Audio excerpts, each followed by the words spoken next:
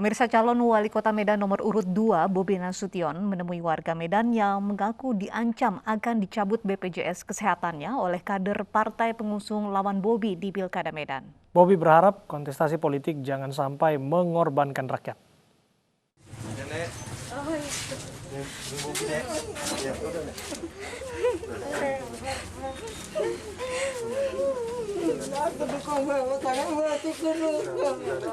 Kedatangan Bobi Nasution disambut haru oleh keluarga Kaisem di Jalan Karya Gang Karangsari, Kecamatan Medan Barat, Sumatera Utara. Kepada Bobi, nenek berusia 65 tahun ini mengaku diancam akan dicabut BPJS Kesehatannya jika memilih Bobi oleh kader partai pengusung rival Bobi di Pilkada Medan. Ada orang tahu, Pak. Ya udah pasang gitu. Pak Bobi nggak takut sampai mati dukung Bapak. Udah kan nggak dicabut tapi kan belum kan? Ya saya nggak tahu lah, Pak. Bobi pun meminta nenek Kaisem dan keluarga untuk tenang karena BPJS Kesehatan keluarga Kaisem belum ada ditarik. Sementara terkait dugaan ancaman yang diterima Kaisem, Bobi mengaku dapat laporan dari temannya. Ya kemarin dari teman-teman kita ada yang informasikan kalau salah satu warga kita ada yang dapat sedikit ancaman, Ibu ya. Sedikit ancaman terkait kontestasi politik. Itu aja kita datang sini ya sebagai keluarga juga, Bu. Kita menjelaskan nggak ada ini cuma kontestasi politik. Kita harapkan ke semuanya, terkhusus tim saya juga, dan pada keluarga kita, saudara kita. Dalam kontestasi Pilkada Medan ini, Bobi berharap tidak ada ancaman bagi warga dan menjadikan Pilkada sebagai ajang silaturahmi dan tidak mengorbankan rakyat di Kota Medan. Dari Medan, Sumatera Utara, Said Ilham, iNews melaporkan. Calon wali kota Medan nomor urut 1, Akhyar Nasution, kampanye dari rumah ke rumah hingga menyasar warung kopi susu di Jalan Utama Medan, Sumatera Utara. Pasangan Akhyar Salman optimis memenangkan kontestasi pemilihan wali kota Medan pada Desember mendatang.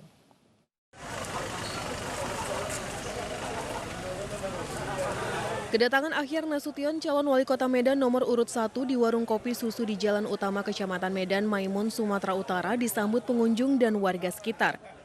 Calon incumbent di Pilkada Kota Medan ini turut menikmati hidangan minuman teh susu telur yang sangat digemari orang Medan. Di hadapan pengunjung dan warga, Akhyar Nasution mengklarifikasi isu miring yang menyebutkan pasangan Akhyar Salman hanyalah boneka agar tidak ada kotak kosong di Pilkada Medan. Akhyar menambahkan dirinya sudah keluar dari Partai PDI Perjuangan sehingga bila terpilih sebagai wali kota tidak ada pihak yang akan mengintervensi kebijakannya. Saya maju ini Pak, lillahi ta'ala Pak, maju, yang udah pasti tidak ada sponsor di belakang saya Pak, tidak ada pemodal, mas iya lah, sponsor saya, pemodal saya adalah masyarakat, bapak-bapak, ibu, relawan-relawan, mereka bekerja selama ini, jadi tidak ada rugi di belakang saya, artinya kalau saya jadi wali kota, tidak ada yang meremot saya nanti di belakang. Ya, itu tidak ada yang meremot. Jadi yang meremot saya bapak-bapak nanti. Ya.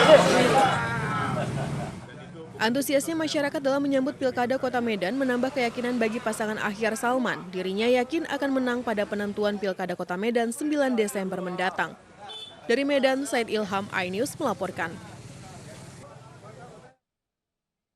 Komisi Pemilihan Umum Kabupaten Maros, Sulawesi Selatan hari ini menggelar deklarasi Pilkada Damai yang dihadiri 3 pasangan calon bupati dan wakil bupati. KPUD Maros juga terus mengingatkan paslon untuk patuh terhadap protokol kesehatan dalam berkampanye.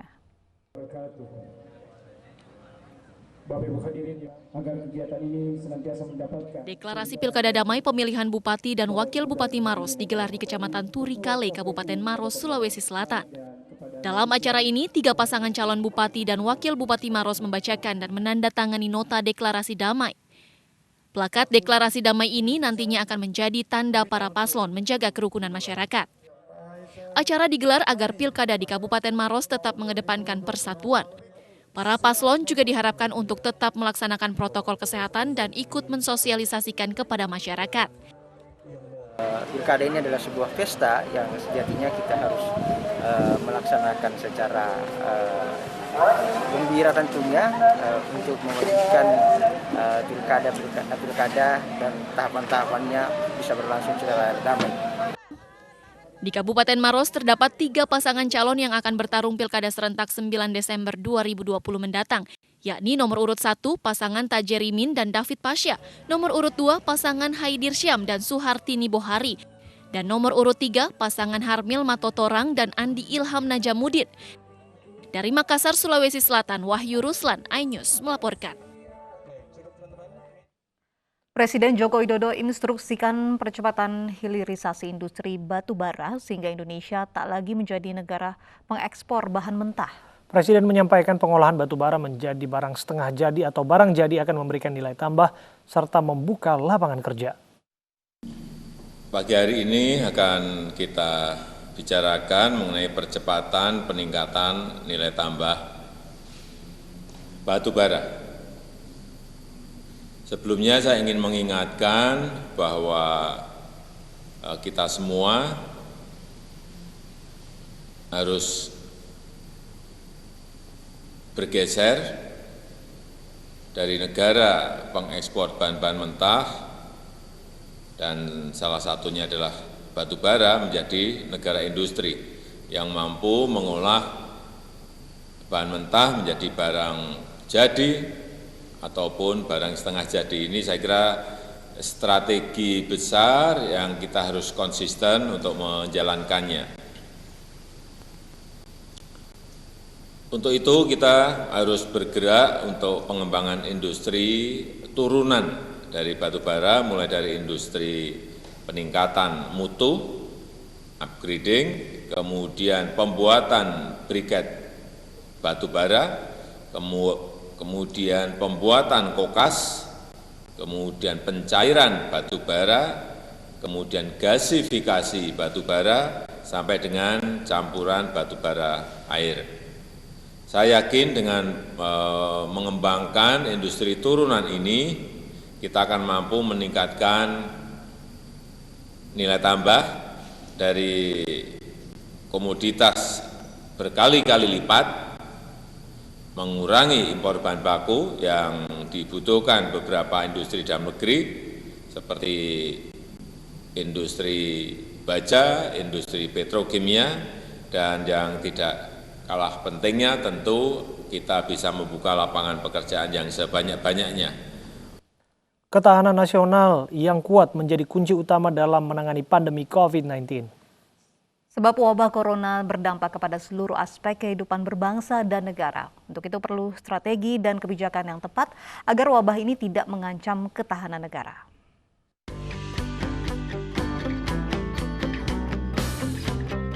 Pandemi COVID-19 telah mengantarkan perubahan dimensi kehidupan manusia secara fundamental. Untuk itu diperlukan sebuah strategi yang tepat dalam menciptakan ketahanan nasional yang tangguh agar tidak turut tergerus dampak COVID-19.